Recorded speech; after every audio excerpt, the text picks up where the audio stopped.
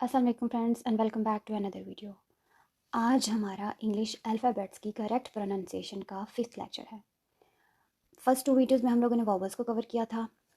Third video से हम लोगों ने कॉन्सोनेंट स्टार्ट किए थे कि कॉन्सोनेंट कैसे करेक्ट साउंड प्रोड्यूस करते हैं। लास्ट वीडियो में हम लोगों ने जो कॉन्सोनेंट कवर किए थे वो थे एफ, जी, एच एंड जी। आज जो वॉवल्स हम लोगों ने कवर करने हैं वो हैं K, L, M and N. Hope so कि लास्ट वीडियोस भी आप लोगों के लिए बहुत ज़्यादा बेनिफिशियल हुई होंगी, आपको बहुत ज़्यादा कुछ नया सीखने को मिलेगा। तो फ्रेंड्स, ये बिल्कुल बेसिक चीज़ें हैं, बिल्कुल बेसिक चीज़ें हैं, बिल्कुल बेसिक एरर्स हैं जिनकी वजह से हम लोग अपनी करेक्ट प्रोनाउंसिएशन नहीं करते, हम रॉन्ग वर्ड्स बोलते हैं। इवन कि आज मैंने एक यूट्यूब पे वीडियो देखी जहाँ पे I will not mention her name, उनके 1.3 मिलियन व्यूअर्स थे, उनके सब्सक्राइबर्स बहुत ज़्यादा थे, लेकिन वो आवर को हावर कह रही थी। कितना ये मतलब अशेम्ड चीज़ है कि हमें एक चीज़ पता नहीं हो, हम इतने बड़े प्लेटफॉर्म पे आके रॉन्ग प्रोनाउंस कर रहे हैं। बेसिकली जितने भी उनके सब्सक्राइबर्स हैं, जो जो उनको देखेगा वो एक रॉन्ग कंसेप्ट उनके पास जाएगा, एक गलत इन्फॉर्मेशन उनके पास जाएगी और उनके सारे फॉलोअर्स उनको वैसे ही प्रोनाउंस करेंगे जैसा कि उन्होंने उनसे सुना है। तो मुझे तो बहुत ज़्यादा हैरत हुई थी सुन के कि लोग इतनी इतनी बड़ी मिस्टेक्स इतना ओपनली कह देते हैं विदाउट एनी मतलब किसी भी शर्म के, या उसको करेक्ट करने की कोशिश भी नहीं करते हैं। तो जी, ये बिल्कुल बेसिक चीज़ें हैं। किसी भी चीज़, बहुत बड़ी बिल्डिंग की जो बेसिक्स होती हैं वो पहली दफ़ा हम एक ईंट से शुरू करते हैं। इतनी बड़ी बिल्डिंग एकदम से नहीं बन जाती। तो इंग्लिश करेक्ट बोलने के लिए हमें उसकी बेसिक्स पता होना चाहिए। हमें बेसिक्स पता होंगी तो ही हम अच्छी इंग्लिश बोल सकेंगे। और एक वर्ड किस तरह से प्रोड्यूस होता है, एक वर्ड कैसे प्रोनाउंस होता है, उसके लिए सबसे पहले हमें देखना है कि एक लेटर कैसे साउंड प्रोड्यूस करता है। Without any further delay let's start our today's lecture. तो जी स्टूडेंट्स, सबसे पहले देखते हैं हम के किस तरह से साउंड प्रोड्यूस करता है। के उर्दू हरफ काफ की आवाज़ देता है। के के काफ काफ की आवाज़ आ रही है के की प्रोनाउंसिएशन में। और अब हम एग्जांपल्स के थ्रू देख लेते हैं इस चीज़ को, देखते हैं कि मैं सही कह रही हूँ कि नहीं। एग्जांपल्स के थ्रू हम लोग देख लेते हैं। सबसे पहले हम देखते हैं किंग, काइट। देन हम लोग देख लेते हैं किल। इन सब वर्ड्स में आप लोग देखो कि काफ की आवाज़ आ रही है। किल, काइट, किंग, क क क। ठीक हो गया। देन अब हम इसकी देखते हैं कि जी ये किससे डरता है, ये किसके सामने खामोश हो जाता है, कोई आवाज़ नहीं देगा। अगर तो फ्रेंड्स के बाद एन आ रहा है तो के साइलेंट हो जाएगा, के कोई आवाज़ नहीं देगा। के को एन से डर लगता है इसलिए वो उसके सामने चुप हो जाता है, कोई आवाज़ नहीं देता। अब इस चीज़ को एग्जाम्पल्स के थ्रू देखते हैं।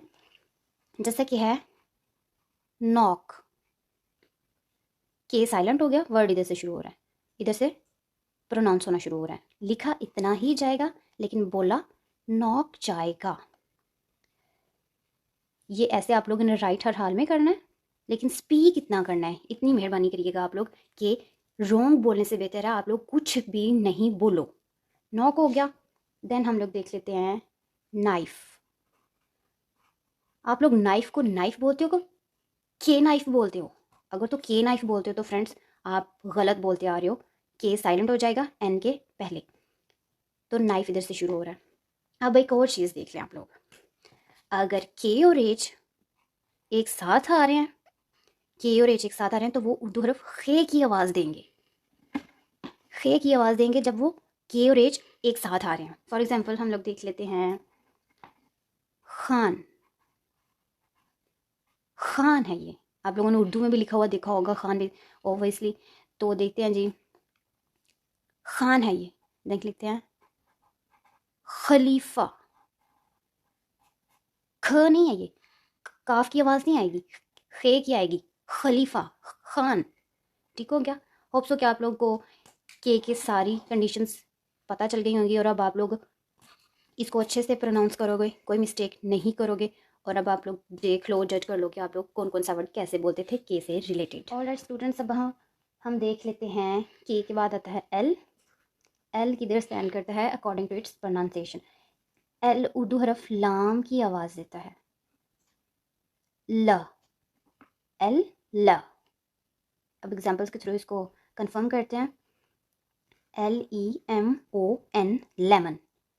लेमन, ल, लेमन। लेमन के साथ अब हम देख लेते हैं, अब हम सीख रहे हैं तो लर्न कर लेते हैं।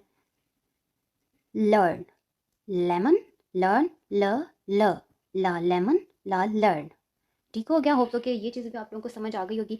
फ्रेंड्स, ये बिल्कुल बेसिक चीज़ें हैं, ये आप लोग इधर से देख के अपने बच्चों को भी पढ़ा सकते हैं, उनकी इंग्लिश बेटर कर सकते हो। अगर आपको नहीं पता तो आप अपनी भी कर सकते हैं, लेकिन ये बेसिक्स हैं, बच्चों के लिए भी हैं, बड़ों के लिए भी हैं।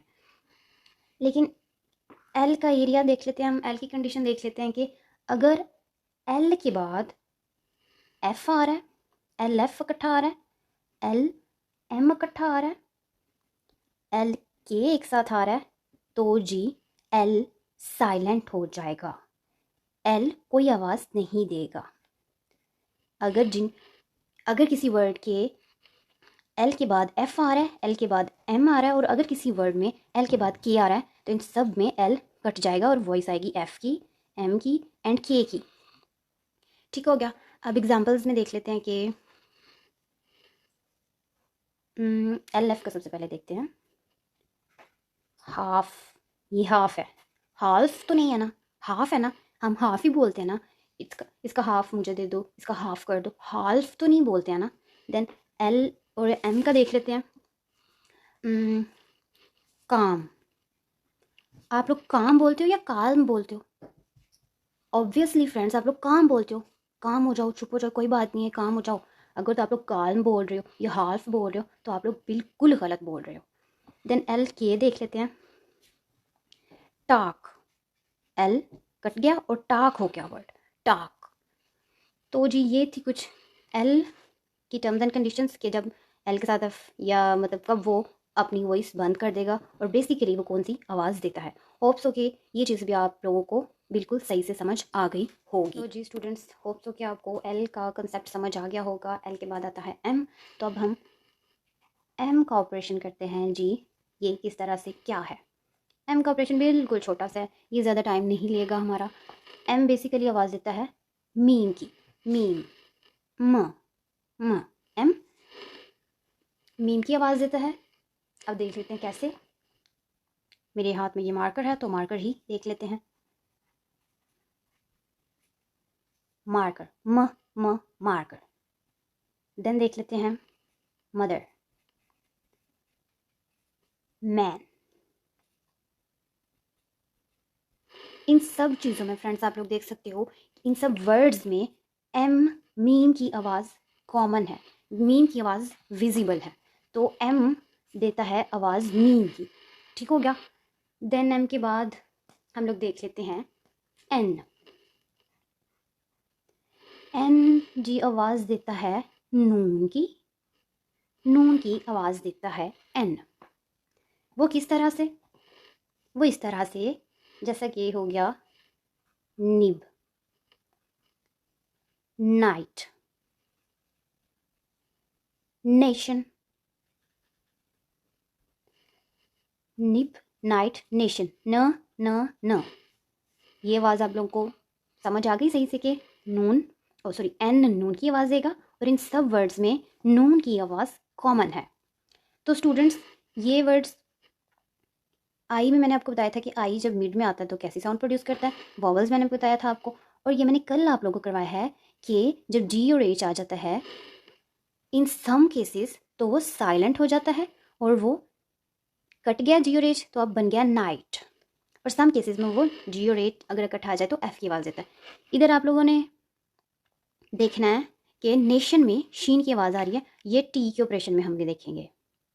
लेकिन जब सी के बाद आई और ओ आ जाता है, ई और ए इकट्ठा आ जाता है, तो वो भी शीन की आवाज़ देता है। याद है आपको? मैंने आपको लास्ट वीडियो में बताया था।